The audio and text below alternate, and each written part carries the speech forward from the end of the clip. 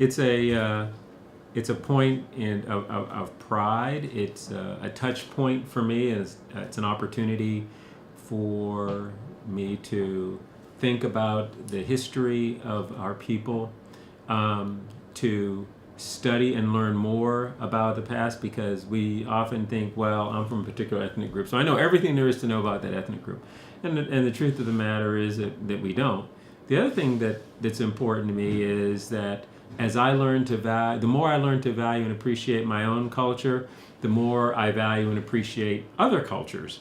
The greater my love for my own culture, the greater the value and appreciation that I have for other cultures as well. So I think it's really important. I think that at this stage of my life, I'm really concerned about legacy and making sure that I pass on to the next generation pride and achievement and accomplishment. And if we don't know where we came from, then we don't have a very good blueprint for where we're going.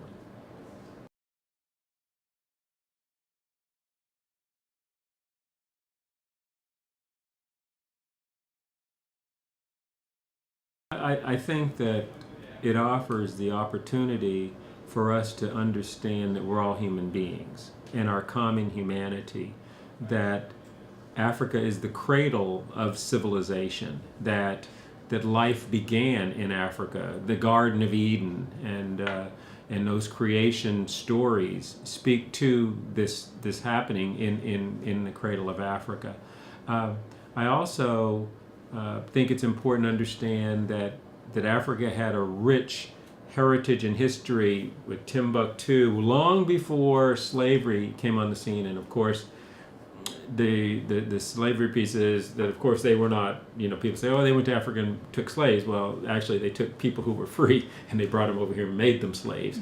But it's important to understand the contribution that Africa has made to the world, and its impact on every continent, that humanity is derived out of Africa. And the lessons and the story and the richness and all of that is part and parcel of the need for us to understand the contribution of indigenous people to our past, and how we honor the contribution of indigenous people today.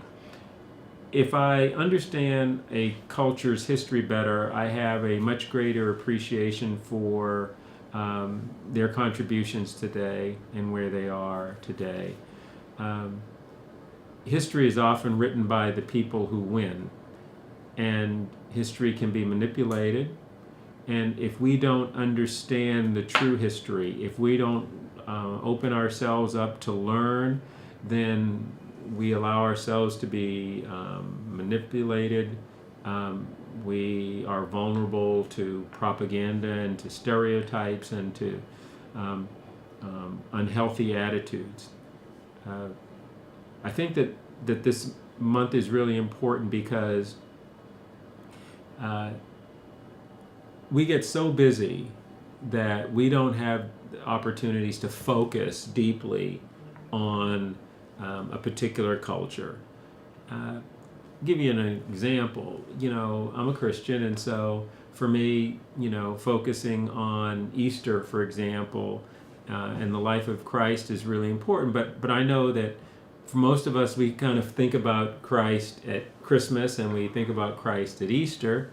And maybe those 40 weekends in Lent, we think about him. But we should be thinking about Christ all the time. But those days, those feast days of Christmas and Easter really help us to focus, like a laser. And even then, people don't always focus. They may focus on the wrong things, maybe on Santa Claus or the Easter Bunny instead of on who Jesus is.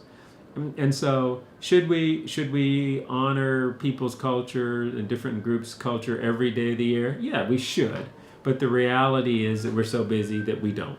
So if we didn't have these celebrations, then we would just go on with the status quo, and we wouldn't be recognizing any of these groups at all. And I think that would be a mistake. And I have learned so much and been enriched by being exposed to different cultures, different cultural events and celebrations when they have that period, because it forces me to stop, sit back, and say, okay, I'm going to go to some of these events and I'm going to learn something more about indigenous people. I'm going to learn more about Cinco de Mayo. I'm going to learn more about the Chinese New Year. I'm going to learn more about Kwanzaa. I'm going to learn more about various things that I didn't know about. So yeah.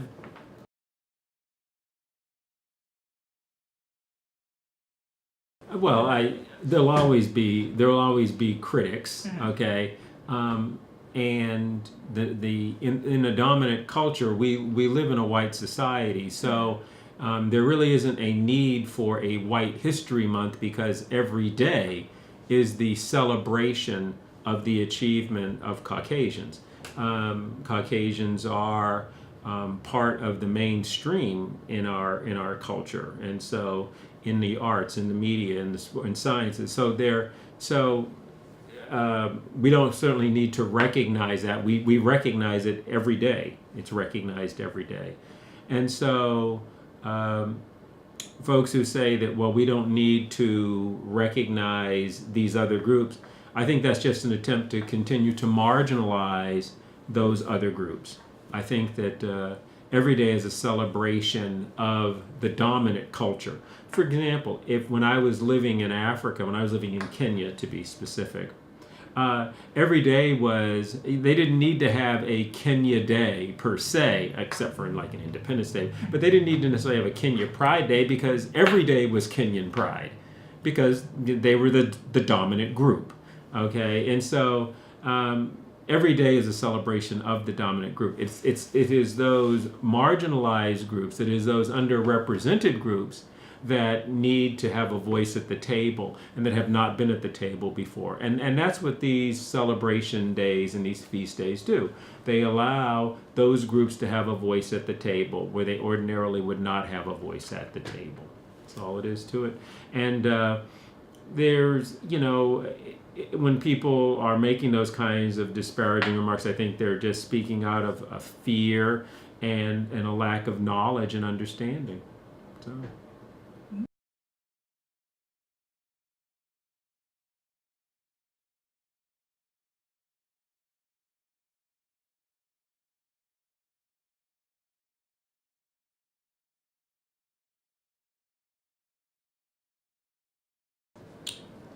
Wow. Well, I know that if you believe in what Scripture says about heaven, there is no Jew, nor Greek, nor Gentile, or anything like that. There's not going to be that kind of distinction in heaven. But as far as in the future is concerned, I think there will always be opportunities to recognize and embrace the history of people. And there will always be these celebrations. I think that we like to have reasons to celebrate. I know when I lived in Germany, they had the October Festival. And the October Festival, while people may say, well, that's just about the bringing in the harvest and stuff like that, but it really was a celebration of German culture. It really was a strong celebration of German culture and of the music, of the history of Germany, of the food of Germany, of course, of beer, and that sort of thing. And I think that we'll always have celebrations. And I think that I don't think there's anything wrong with celebrating a person's heritage and a person's history. Would we have a whole month of it? I don't know. But and will people be more comfortable and more knowledgeable about people's histories and heritages? Probably not, unless we actually make a point to, one, rewrite our history textbooks, two, folks really make an effort to learn more about the other. And human nature being what it is, we have a tendency to stay in our silos. We have a tendency to stay in our particular groups. That's, I think that a lot of the divisions will break down. And my hope is that with future generations, the structural racism and the structural things that divide us institutionally will be broken down. But I think that people will continue to have these different celebrations, because I think some of them are related to religion, some of them are related to aspects of faith, and then some of them are related to the celebration of ancestors and that sort of thing as well. So I don't see that going away myself. No. And I don't think there's anything. I don't think there's anything wrong with that at all. I think that the university should be a place where we really are celebrating all of this diversity, and we're encouraging students to get to know one another and to get to have a friend outside of your major ethnic group. So if you're an African American, do you have a friend that's Latino? Do you have a friend that's Asian? Do you have a friend that's Caucasian? And most African Americans do have friends that are Caucasian. But then the other piece is, if you're Caucasian, do you have friends that are African American? How many friends do you have are Asian? How many friends do you have that are Latino? And if you're Latino, how many friends do you have that are African American? How many friends that you have that are Asian? More than likely, may have a friend that's Caucasian. So it gives us an opportunity to have that conversation, because if you don't do it here in college, where you probably have more diversity unless you enter the military or something like that, you're going to go into adulthood and you're going to enter your own private silos, and your contact with different groups is actually probably going to drop off. College is the place where you really can experiment, and you can really don't have to worry about what people think if you're mingling with this other group. You don't have to worry what your parents would think if you were dating a guy from another ethnic group or a woman from another race. You don't have to worry about that. There's a lot more acceptance of that at the university. There's more openness to it.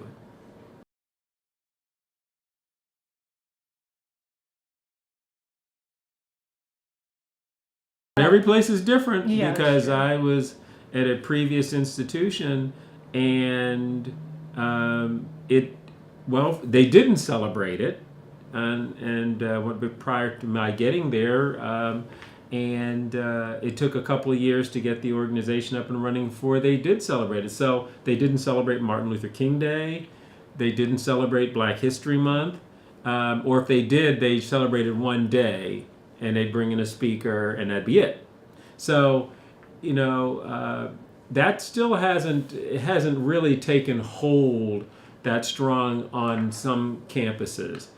Our Lady of the Lake is fairly diverse, and so we're more open to it here. But that's not the case everywhere. It's certainly not the case everywhere. And in a lot of campuses, particularly at traditionally white institutions, it may not be happening at all, or it may just be, okay, we celebrated MLK Day, we got the day off, that was it.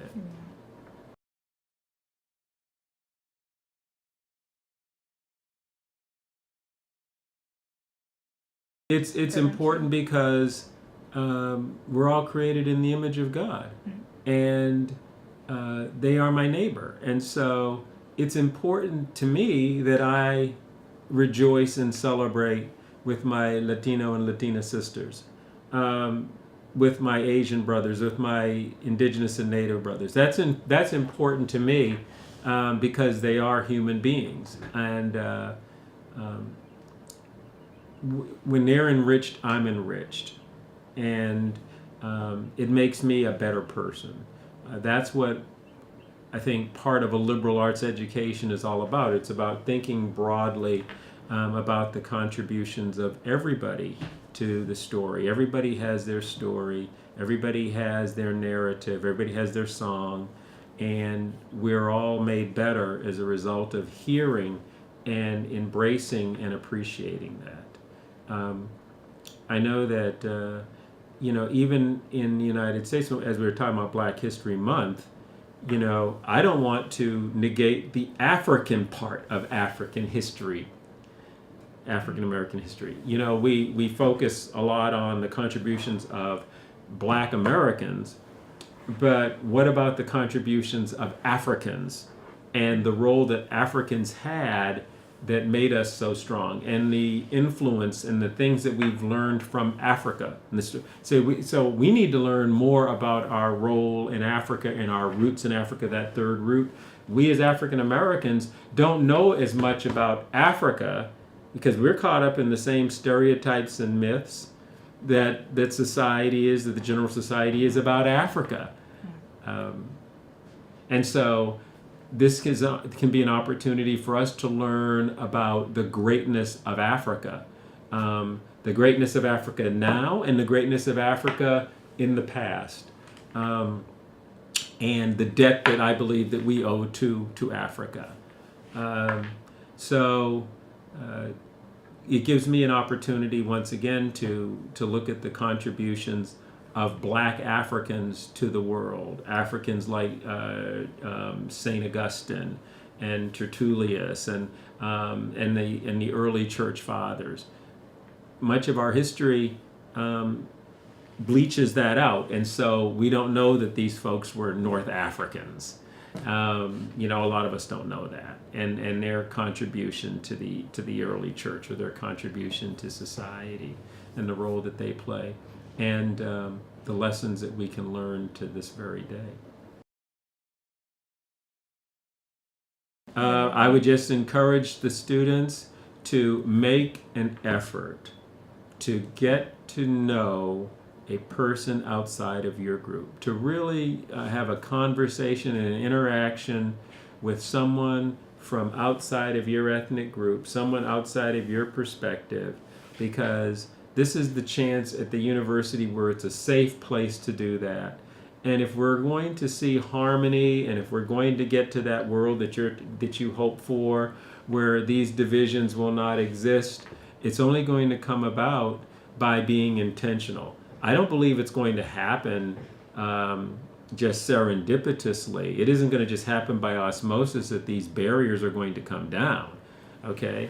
It's going to take intentionality to move past our prejudices and our systematic bias and that sort of thing. It takes intentionality. But these kinds of diversity celebrations really can help to move us in the right direction, and that's why I think they're so important. And I think that's why some people feel threatened by them. They don't like to see that kind of unity. They're uncomfortable with it. That's their problem. But they're uncomfortable seeing the groups come together. They're uncomfortable with the dating and the marriage. They're uncomfortable with those issues. But that's their issue. That's not my issue.